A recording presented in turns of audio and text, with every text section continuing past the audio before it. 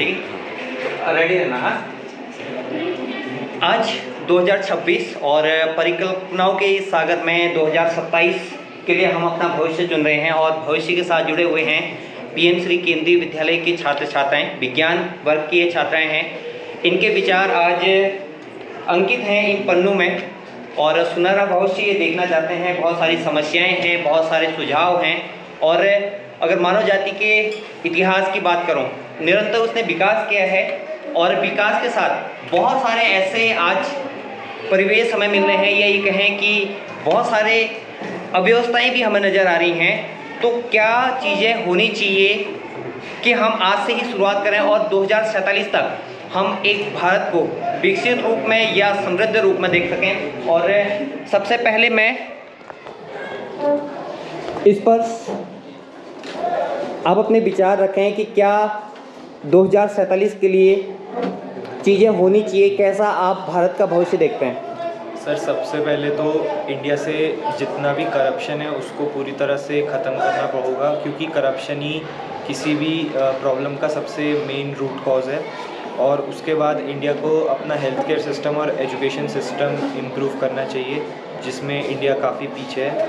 और साथ में टेक्नोलॉजी पर भी इंडिया को काफ़ी ध्यान देना चाहिए, स्पेशली एआई सेक्टर में। Very good. और इसके अलावा और भी हमारे साथ छात्र छात्रा हैं। खुशी, मैं आपसे जानना चाहूँगा कि क्या चीज़ें जो 2047 तक हम अपने देश को देख सकते हैं? सर, जैसे कि स्पर्श ने आधे से ज़्यादा चीज़ें बताई दी है कि करप्शन मेन रूट कॉज होता है किसी भी इकॉनमी का जो ग्रो करती है।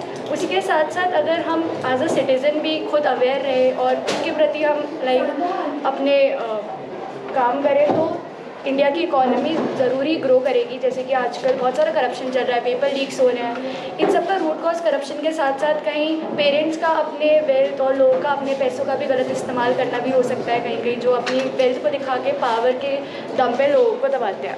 अच्छा, और इसके अलावा और भी बहुत सारे बच्चे हैं। अभिमन्यु, मैं आपसे जानना चाहूँगा कि क्या चीज़ होनी चाहिए। इसके अलावा भी और बहुत सारे मुद्दे हैं। विकास और हमारी जो सभ्यता है, संस्कृति है, आज इस पे भी कहीं ना कहीं जो पाश्चात्य सभ्यता है उसका असर देखने को मिल रहा है, या इसके अलावा जो भी आपके सुझाव हैं? सर, दिन प्रतिदिन बढ़ते समय के साथ पुरानी चीज़ों को काफ़ी भुलाया जा रहा है, बट कहीं ना कहीं वो चीज़ें हमारे मॉडर्न डे लाइफ में काम आ सकती हैं। और जैसे कि स्पर्श और खुशी ने हमें बताया कि करप्शन और काफ़ी प्रिमिटिव मेडिकल, अभी हमारा जो क्या कहते हैं मेडिकल जो फैसिलिटीज़ हैं हमारे देश में वो काफ़ी उतनी अच्छी नहीं है। और अगर हम इन सब में ध्यान देंगे, मेडिकल फैसिलिटीज़ और एजुकेशन फैसिलिटीज़ में, तो इंडिया काफ़ी डेवलप कर सकता है अपने को। और मेन चीज़ तो सर करप्शन ही है, क्योंकि इन कहीं ना कहीं अगर इंडिया डेवलप करना भी चाहे तो करप्शन बीच में आ जाता है और उस कारण डेवलप नहीं हो पाता है कोई भी नेशन। अभिमन्यु ने अपने विचार रखे। एक विचार मैं आपको दे दूं, इंडिया में 40% लोग ऐसे हैं जो अच्छी नींद नहीं ले पा रहे हैं। बहुत बड़ा इशू है। अगर हम अच्छे से सोएंगे नहीं, अच्छे से खाएंगे नहीं, तो हम कैसे अपने आप को एक स्वस्थ व्यक्ति कह सकते हैं, या ये कहें कि हम कैसे स्वस्थ रह सकते हैं? मैं उज्ज्वला के पास आ रहा हूँ। उज्ज्वला, क्या विचार हैं आपके? मेरे हैं कि हम ये एक्सपेक्ट करते हैं कि आने वाली जनरेशन में जो गवर्नमेंट होगी वो अकाउंटेबल होगी और ट्रांसपेरेंट होगी, जिसकी जो टॉप प्रायोरिटी होगी वो होगा ह्यूमन वेलफेयर। और जो क्राइम्स और वायलेंस अभी हमारे देश में हो रहे हैं वो मतलब ऐसा हो कि वो सिर्फ हमारी हिस्ट्री को बिलोंग करें और आगे ना हो। और जो भी वुमेन एम्पावरमेंट है उस पर ज़्यादा ध्यान दिया जाए। कहीं ना कहीं एजुकेशन सिस्टम ऐसा हो कि हम सबको एक समान नज़रिए से देख सके, चाहे वो लड़की है, लड़का है, या फिर जिस भी वो सेक्टर में है, उसे एक प्रॉपर सुरक्षा मिल सके ताकि आगे भविष्य हमारा सुरक्षित रह सकते। इसके लिए एक जिम्मेदारी बनती है पुलिस प्रशासन की और एक हमारी नैतिक जिम्मेदारी। भव्यांशु, मैं आपके पास आना चाहूँगा। आपके क्या सुझाव हैं, कैसा देखना चाहते हैं आप 2047 में भारत को? डेवलपमेंट जो है वो बस इकोनॉमिक ग्रोथ के बारे में नहीं है, या फिर ये नहीं है कि हम करप्टेड लोगों को आगे जा रहे, पर पीपल का भी इसमें बहुत रोल प्ले करता है। जैसे कि सिविक्शंस होनी चाहिए, पोल्यूशन कर रहे हैं, रिवर्स को हम पॉल्यूट कर रहे हैं बहुत ज़्यादा, तो इसमें पीपल्स को लेना चाहिए और गवर्नमेंट एक्शन लेना चाहिए कि स्ट्रिक्ट एक्शंस हो उनके लिए जो ये चीज़ें करें। जो रूल और रेगुलेशन है उसमें अब अगर चेंजेस की ज़रूरत है तो वो भी किए जाए। हमें दूसरी कंट्रीज से भी सीखना चाहिए ये चीज़ के बारे में कि वहाँ पे कितना ज़्यादा साफ़ सफाई रहती है और ये सब चीज़। Thank you Bhavyanshu.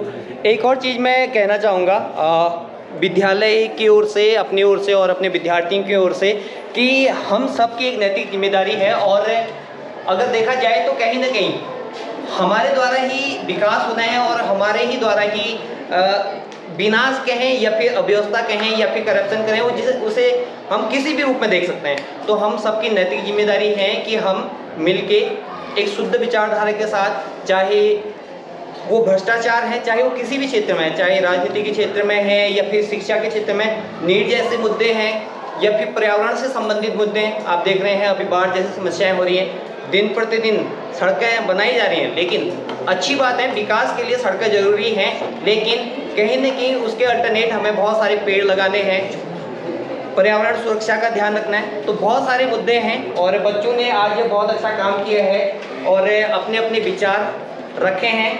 तो ये विचार हमारे प्रभावशाली हो, हम सबका नैतिक दायित्व है और पूरा केंद्रीय विद्यालय परिवार और विज्ञान वर्ग के छात्र छात्राएं हम सब 2047 के लिए बेहतर भविष्य के लिए तैयार हैं। आप भी तैयार रहें अच्छा करने के लिए। आप सभी को बहुत बहुत धन्यवाद।